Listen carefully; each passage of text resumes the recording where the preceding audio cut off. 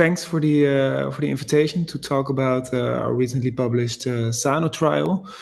We saw that nearly 1/3 of the patients who undergo neoadjuvant chemoradiotherapy followed by a surgical resection of the esophagus, that they had a pathologically complete response, which raised the questions whether or not all patients needed esophageal resection, or should we be willing to implement an organ sparing active surveillance strategy for a subset of patients who responded very well to neoadjuvant chemoradiotherapy. Therefore, we performed the SANO trial. And in the SANO trial, we did a multi-center non-inferiority stepped wedge cluster randomized trial with 12 Dutch hospitals, and we included patients with locally advanced esophageal cancer. And afterwards, we randomized them between neoadjuvant chemoradiotherapy followed by active surveillance, or neoadjuvant chemoradiotherapy followed by standard resection via this step wedge cluster randomization. And with the active surveillance, we performed frequent clinical response evaluations.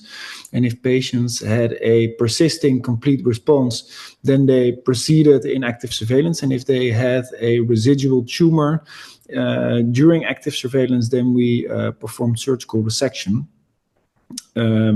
So we included 309 patients in total, and we compared for the primary outcome, we compared overall survival, and we had also a few secondary outcomes, which included the disease-free survival, health-related quality of life, the rate of distant metastasis, and also the postoperative complications after esophageal resection. So after a minimal follow-up of 2 years, we included 309 patients who had a clinically complete response. And patients with a clinically complete response had no tumor 6 and 12 weeks after completion of neoadjuvant chemoradiotherapy using response evaluations, which consisted of endoscopy with bite-on-bite biopsies, ultrasonography, and PET-CT scan. And after inclusion of those 309 patients, we saw that overall survival after 2 years was non-inferior for active surveillance compared to standard surgery. We saw that also the disease-free survival was comparable between both groups when we took the whole follow-up into account, which was the same for the overall survival. And we saw that approximately 40% to 50% of the patients who underwent active surveillance eventually needed an oesophagectomy.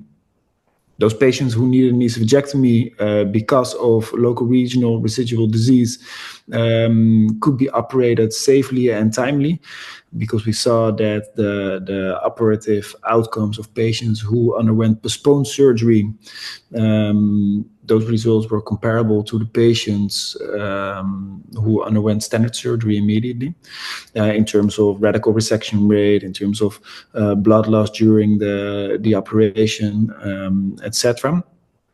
And also we assessed all post-operative complications for those patients, and we saw that those were comparable as well, actually, between the prolonged or the postponed surgery group and the standard surgery group.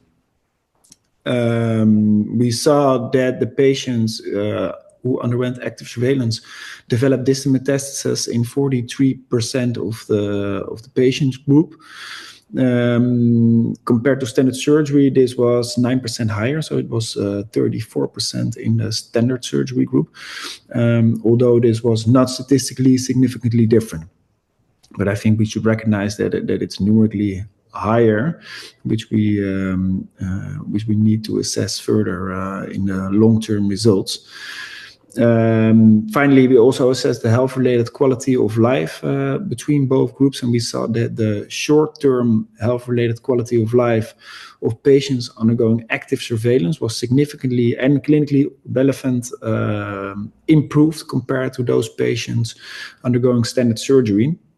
And we try to assess how many patients were avoided an unbeneficial oesophagectomy, and we assessed that nearly half of the patients avoided an unbeneficial oesophagectomy if they underwent active surveillance because of either prolonged clinical complete response or because of early distant metastases, which were most probably already present subclinically. Therefore, we concluded that the overall survival for patients undergoing active surveillance is non-inferior compared to standard surgery, that health-related quality of life for patients undergoing active surveillance is improved on the short term, and that nearly half of the patients avoids an unbeneficial oesophagectomy. However, we should recognize that, for instance, the rate of distant metastasis was numerically higher, although not statistically significantly different, and that for the definitive results, we also have to assess the long-term results, and we will assess them at the start of June 26 after a minimal follow-up of 5 years. So that's in short the SANO trial and the results of the SANO trial.